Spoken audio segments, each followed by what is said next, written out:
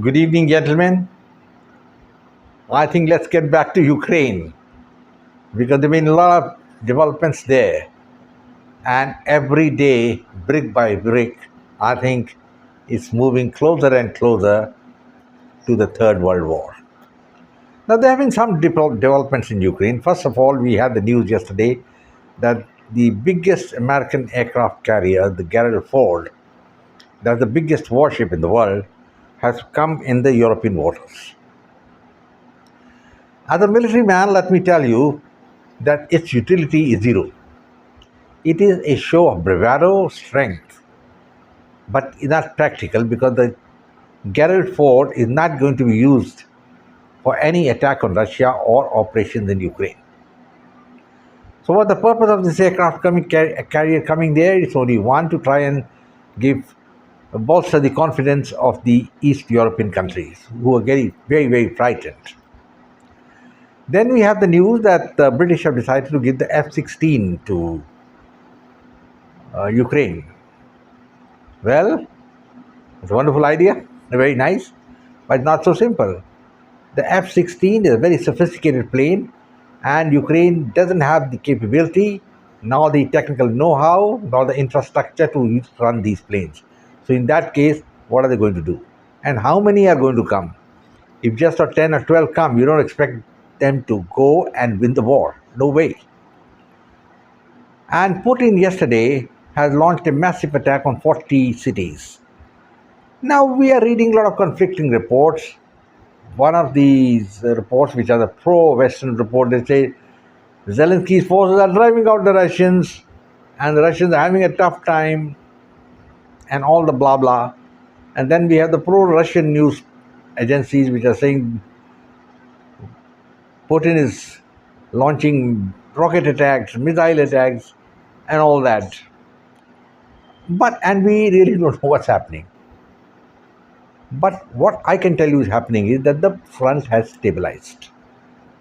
Russians are not able to make much headway, and neither the Ukrainians. So somebody has to break the stalemate. And already that has started. That is the point which I'm trying to make.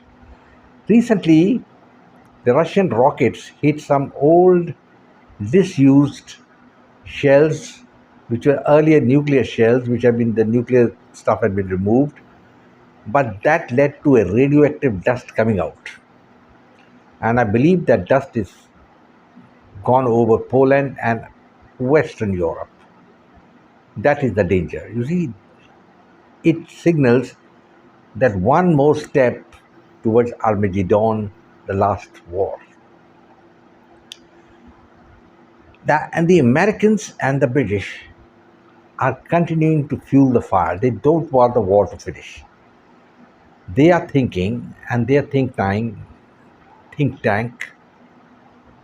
must be working overtime to come to some solutions. They have been advised that continue fighting till Russia collapses. Now, with my knowledge of history, I can tell you Russia is not going to collapse. Russia did not collapse when Napoleon advanced right up to Moscow and captured it. Russia didn't advance when the Germans came 1,200 miles inside Russia and almost reached Moscow, while Stalin didn't leave Moscow. Russia didn't collapse during the Berlin crisis in 1948, the Hungarian crisis in 1956, and Russia collapsed only, rather, the Soviet Union collapsed only from internal dissension when their economy failed and they had a weak set of leaders. That weak set of leaders gone. They have got Vladimir Putin. He is not going to give up, and the Russian economy now diversifies. It's an export-oriented economy. It has got gas and natural oil, which the world needs, and that the Russians are selling and thriving, and the war is continuing. So it will not going to happen the way the Americans feel it.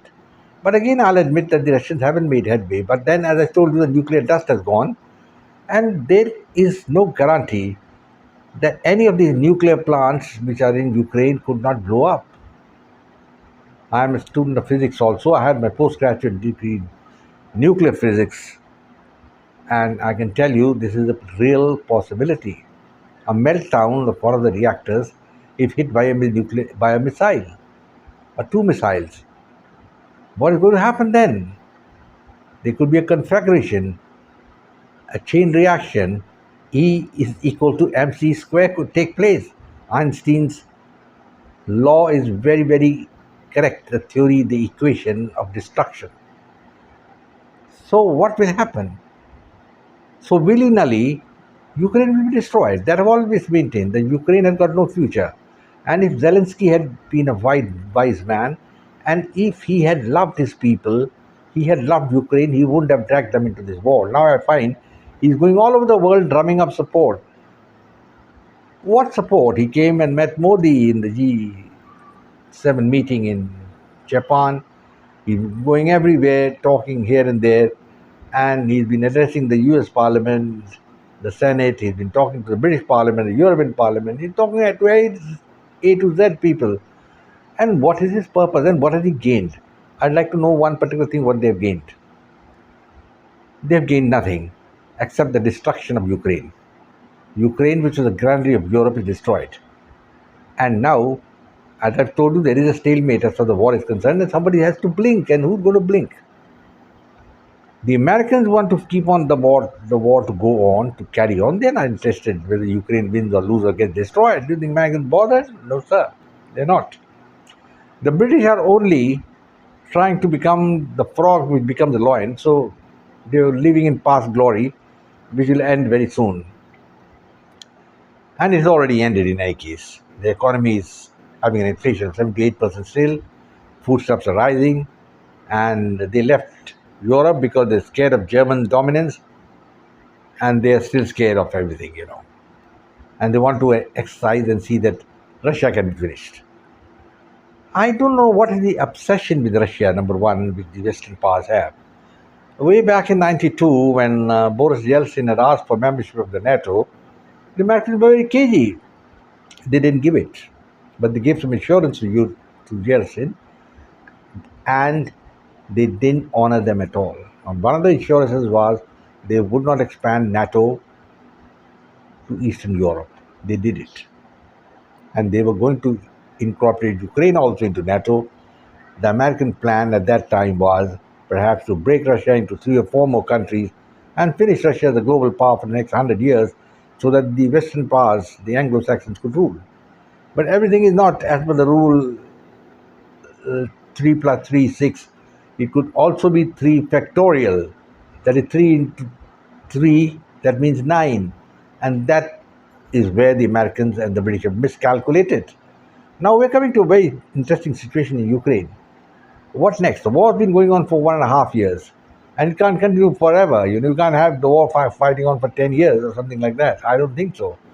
So there has to be a crack up. And the crack up could be that some of the nuclear plants could explode. I have a gut feeling it will happen within another 3 to 6 months' time.